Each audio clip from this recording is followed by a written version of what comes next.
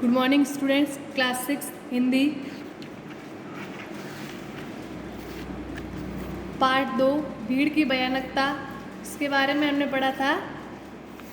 ठीक है, लेखक जो है अपने दोस्त के यहाँ गर्मी की छुट्टियों में जाता है हरिद्वार विवाह में सम्मिलित होने के लिए। फिर आज हम आगे पढ़ेंगे। घर पहुंचा तो छोटे से मकान में सामान ठूसम ठूस और बच्चों की भीड़ देखकर मेरा दम घुटने लगा।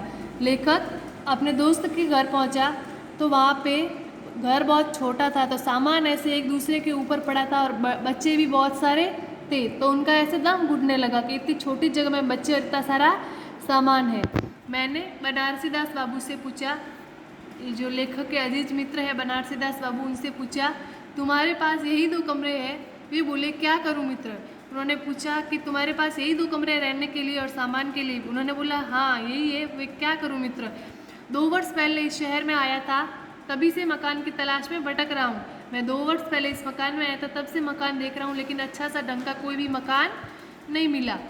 शहर में चक्कर काट काट कर जूते घिस गए। निराश होकर जब थक गया तक साल भर बाद मकान के नाम पर सिर छुपाने के लिए गली के अंदर छत मिली कि मैंने शहर के बहुत से चक्कर काटे, गली गली में गया, जूते भी घिस गए, लेकिन निराश होकर मुझे यही मकान मिला। आपने शहर पहले की तुलना में कई गुना फैल चुका है, दूर दूर तक नई कॉलोनियाँ बन गई है। फिर भी मेरी तरह न जाने कितने लोग मकानों के लिए भटक रहे हैं कि शहर पहले की तुलना में पहले छोटे थे, लेकिन अब बहुत फैल गए हैं, नई नई कॉलोनियाँ भी बन गई है, तो भी यही है कि मकान पाना बहुत ही मुश्किल काम है। हमारे देश की बढ़ती हुई आबादी का यही दुष्परिणाम है। दुष्परिणाम यानी कि नुकसान है कि हमारे देश में दिनों दिन जो है जनसंख्या बहुत ही बढ़ रही है और रहने के लिए मकान और खाने के लिए खाद्यान्न भी कम पड़ रहे हैं। जनसंख्या बढ़ रही है, मकान और खाद्यान्न यानी खाने के लिए जो अनाज है वो भी घट रहे हैं। उस समय बनारसी दास की पत्नी जलपान लेकर आई। उस समय ये बातें कर रहे थे, तब उनकी पत्नी आई, जलपान यानी चाय पानी लेकर आई। उनके पीछे उनकी 3 छोटी लड़कियां थीं। उनके पीछे, उनकी पत्नी के पीछे 3 छोटी लड़कियां और पल्ला पकड़े 2 लड़के, यानी 3 लड़कियां और 2 लड़के, 5 बच्चे थे उनके। मैं उनकी दुर्बल काया यानी वो बहुत पतली और पीला चेहरा देखकर स्तब्ध रह गए, एकदम आश्चर्यचकित रह गए, उनके सामने देखता ही रह गया। मैंने पूछा कब से अस्वस्थ है? अस्वस्थ का मतलब आप कब से बीमार है? डॉक्टर को दिखाकर इलाज नहीं करा रहे हो क्या? वे बोले क्या आप डॉक्टर को नहीं दिखा रहे हो क्या, इलाज नहीं ले रहे हो? वे फीकी मुस्कान मुस्कुरा दी, हल्की सी मुस्कुराई, बोली भाई साहब इतने बड़े परिवार में हर रोज़ कोई ना कोई बीमार रहता है। बहुत बड़ा परिवार है उनका, तो बोली इतना बड़ा परिवार है, कोई ना कोई तो रोज़ बीमार रहता है।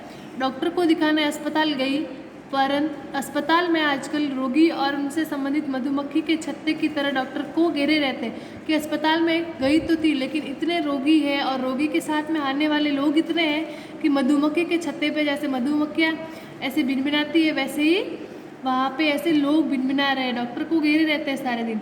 वह अच्छी तरह किसको देखे? एक डॉक्टर इतने सारे लोगों को कैसे देखे? आजकल तो ऐसा लगता है मानो पूरा शहर ही अस्पताल में उमड़ आया है। समझ में नहीं आता ऐसी भीड़ क्यों है। आजकल ऐसा लगता है कि पूरा शहर जो है वो अस्पताल में इकट्ठा हो गया। मुझे समझ नहीं आता कि वहाँ इतनी भीड़ क्यों है। अब यहीं देखिए ना, मेरी तबीयत भी ढीली रहती है।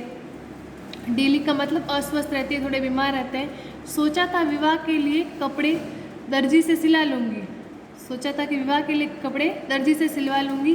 बड़े बेटे को दर्जी के यहाँ भेजा, लेकिन वह जिस किसी भी दुकान पर गया, हर दर्जी ने पहले से ही आए सिलने वाले कपड़ों का ढेर दिखाकर अपनी मजबूरी जाहिर कर दी।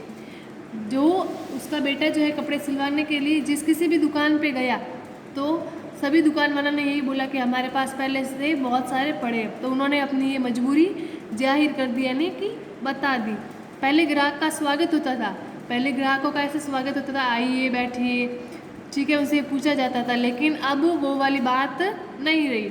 अब उससे भी चिरोरी सी करनी पड़ती है। अब उनसे भी ऐसे छोरी छिपे से नहीं, हमसे नहीं होता, ऐसा टालम टोल करते हैं। फिर भी समय पर काम नहीं होता है, पैसे भी टाइम भी देते, फिर भी क्या होता है, समय पर काम नहीं होता है। दुकानें पहले से अधिक खुल गई है। दुकानें भी पहले तो बहुत कम दुकानें होती थी, अब तो दुकानें भी बहुत सारी खुल गई है, तो भी उनका यही हाल है। लेकिन ग्राहकों की बढ़ती भीड़ के लिए वे सब भी कम पड़ती है कि ग्राहक इतने भीड़ है कि वो दुकानें भी अब कम पड़ने लग गई। ठीक है, आज हम इतना ही पढ़ेंगे। Thank you.